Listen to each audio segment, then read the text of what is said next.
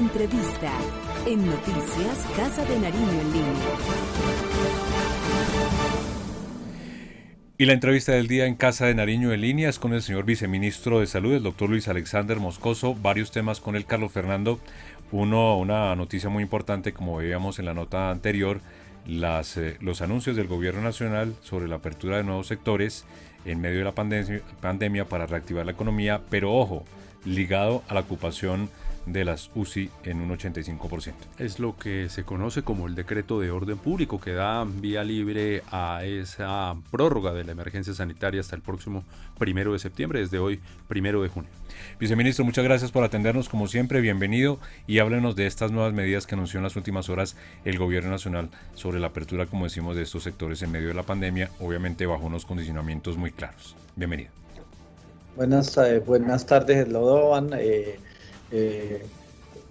todos sus compañeros de trabajo, y un saludo especial para todos los colombianos. Sí, con el decreto 580 del día de ayer, el gobierno nacional da apertura o da continuidad a este proceso de apertura, pero en este momento encaminado a seguir cuidándonos, a seguir protegiéndonos, pero trabajando hacia una apertura segura.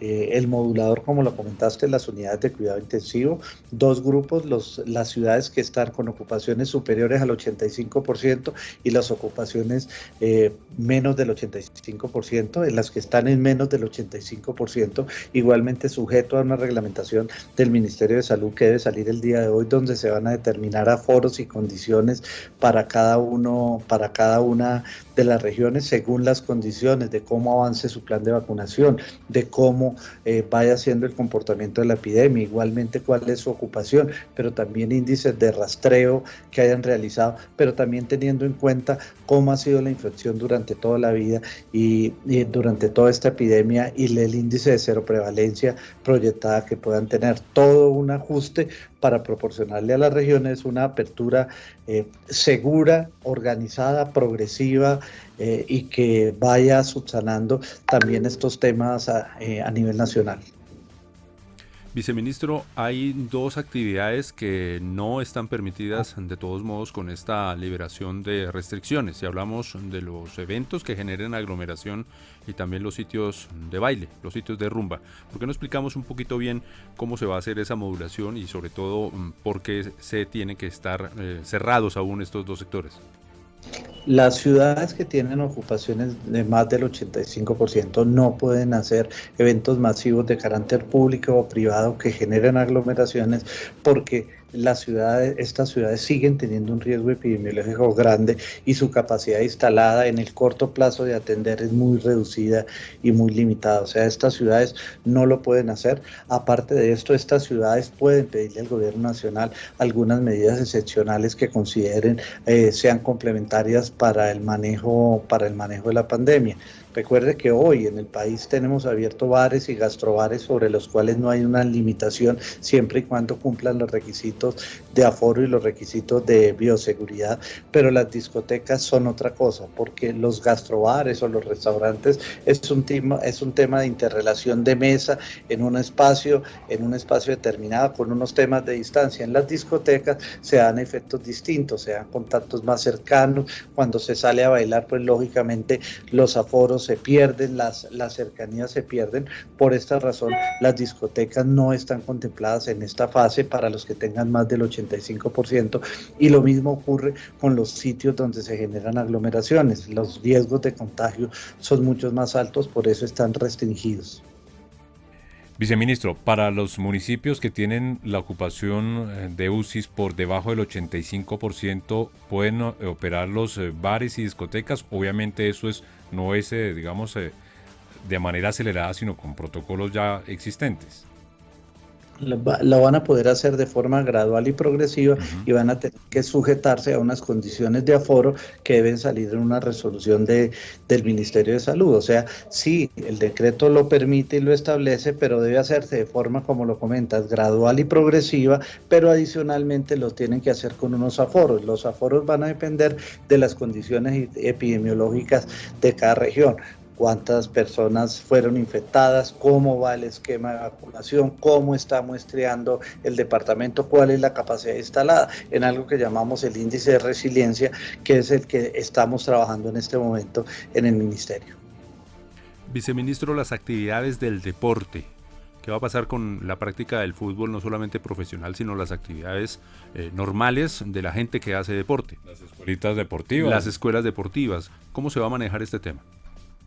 Las actividades van a estar primero reguladas por el 85%. Si la actividad genera aglomeración y tiene más del 85%, no puede darse apertura. Si la actividad, por ejemplo, dependiendo de los aforos y las condiciones de cada región, lo permite, si están las medidas de bioseguridad, se pueden ejecutar este tipo de actividades.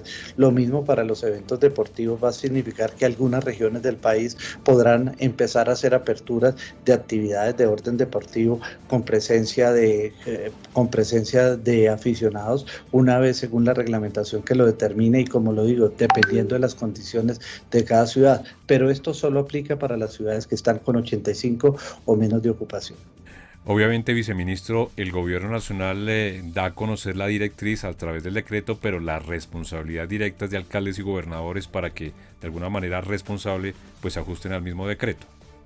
Un proceso que inicia con la declaración de la emergencia sanitaria, la ampliación de la emergencia sanitaria y las condiciones sanitarias de la misma. La segunda, el decreto que se expidió el día de ayer por parte del Gobierno Nacional y va acompañado de la resolución que determina las formas y las condiciones de esta apertura, condiciones que se remiten a las entidades territoriales para que ellos, dependiendo de las condiciones y ajustándose a las mismas, también hagan un proceso interno gradual, progresivo de los eventos y de las diferentes actividades. Viceministro, hablemos ahora acerca de la vacunación. Hay una muy buena noticia para Colombia. Se alcanzó en las últimas horas el número 10 millones. La dosis. 10 millones. Exactamente. Eso es una noticia importantísima. Pues vamos avanzando en medio de esta coyuntura, viceministro. En los últimos 4 días, más de 1 millón de vacunas aplicadas. Cumplimos la meta a finales de mayo de 10 millones, vamos en 10.090.000. También vamos en un proceso muy acelerado de los grupos. Recordar que en este momento estamos en personas de 50 o más años sin agendamiento. Si usted tiene más de 50 años, 50 o más, lo ideal, llame a su IPS, a su EPS para que busque el agendamiento, para que no tenga que hacer filas, pero si no tiene forma o no ha sido posible o simplemente quiere acercarse, puede ir a cualquier punto de vacunación del país donde en este momento lo están vacunando para su primera dosis. Si usted tiene entre 16 y 49 años y tiene comorbilidades, está en la base, se va y se registra y mira que está incluido en mi vacuna, usted también es sujeto de vacunación, simplemente que este proceso todavía está sujeto a agendamiento y debe esperar que la EPS se comunique con usted o usted comunicarse con la EPS. Si usted encuentra que tiene una comorbilidad de las establecidas en el decreto, en la modificación del decreto 109, y usted se encuentra que tiene una enfermedad de estos tipos y se va y se mide en mi vacuna y no se encuentra registrado, debe dirigirse a su EPS, a su IPS, para que hagan un proceso de registro, un proceso de cargue, y usted en la siguiente semana pueda estar en mi vacuna y pueda ser vacunado. Con esto avanzamos rápidamente en el plan de vacunación, con esto ya hemos dado apertura a la etapa 1, a la etapa 2, a la etapa 3 y hemos completado la fase 1, que es la población de riesgo de mortalidad. Aparte de estos grupos tenemos maestros, tenemos personal de todo el esquema de seguridad del Estado, policía, fuerzas militares, tenemos también ICBF y las autoridades que hacen labor de inspección y vigilancia y hacen visita a cada una de las diferentes entidades y pues lógicamente dentro de esas visitas tienen criterios de riesgo. Viceministro, con este avance del Plan Nacional de Vacunación en medio de la coyuntura y con, pues usted lo acaba de indicar, más de 1 millón de dosis aplicadas en los últimos 3 días para conseguir esa meta de las 10 millones de vacunas aplicadas, ¿qué estimativo se tiene para el inicio de la fase 2, etapa 4, en donde nos toca varios? Estamos revisando detenidamente una vez alcancemos coberturas del 50-60% de las etapas previas, especialmente 50 a 55 años. Vamos a dar avance a la fase 4, se determinará cuáles son los grupos con los que iniciaremos en la fase 4. Esto lo vamos a hacer rápidamente, entonces estén todos pendientes y al día para el momento en que demos apertura. Recuerde que inicialmente por esquema de agendamiento y luego cuando agotemos coberturas damos igualmente apertura libre para evitar aglomeraciones, porque recuerde que seguimos en una pandemia. Si bien la vacunación es el efecto final, la vacunación tiene un efecto positivo 2 semanas después de la segunda dosis. Entonces tenemos que ser conscientes del momento tan complejo que vivimos en el país. Seguimos en pandemia, seguimos en los momentos más complejos del país. El día 30 de mayo fue el día de mayor ocupación de unidades de cuidado intensivo de toda la pandemia, casi 9.000 camas ocupadas por personas positivas o sospechosas. Triste y dolorosamente estamos sobre una línea de 500 personas que pierden la vida por esta enfermedad en estos momentos. O sea, estamos en un momento muy complejo y no se nos debe olvidar. Debemos seguir con todas esas medidas de protección y con todas esas medidas de cuidado, el uso del tapabocas, el lavado de manos, el distanciamiento y muy importante, el tema de aglomeraciones. Las aglomeraciones son un riesgo. Adicionalmente a esto, recuerden que los espacios cerrados donde compartimos con otras personas y nos quitamos el tapabocas son espacios de riesgo. Entonces debemos tener cuidado en las reuniones familiares, que no es momento de hacerlas, en las cenas, en las comidas, cuando nos quitamos el tapabocas y el espacio está cerrado. Entonces es responsabilidad y cuidado de todos.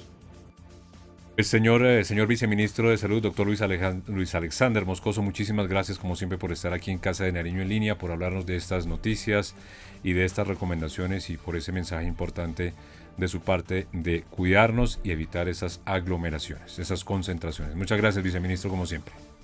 Muchas gracias a usted y recuerde que es mi responsabilidad, estoy protegiendo mi vida, pero también estoy protegiendo la vida de mi familia, de mi comunidad y de toda la sociedad. El mes de mayo no fue un mes bueno. Estas interacciones sociales, producto de todas estas protestas, las cuales respetamos y pues desafortunadamente nos generaron un esquema complejo, un mes de mayo muy triste en número de casos, un pico adicional importante. Y debemos ser conscientes en el momento que tenemos, pero está en nuestra responsabilidad poder controlarlo y bajarlo, y lo hacemos si todos adoptamos estas medidas que todos los días les recordamos. Muchas gracias. Muchas gracias a ustedes, señor viceministro. En segundos más noticias aquí en Casa de Nariño en línea. Casa de Nariño en línea. Gobierno de Colombia. El futuro es de todos.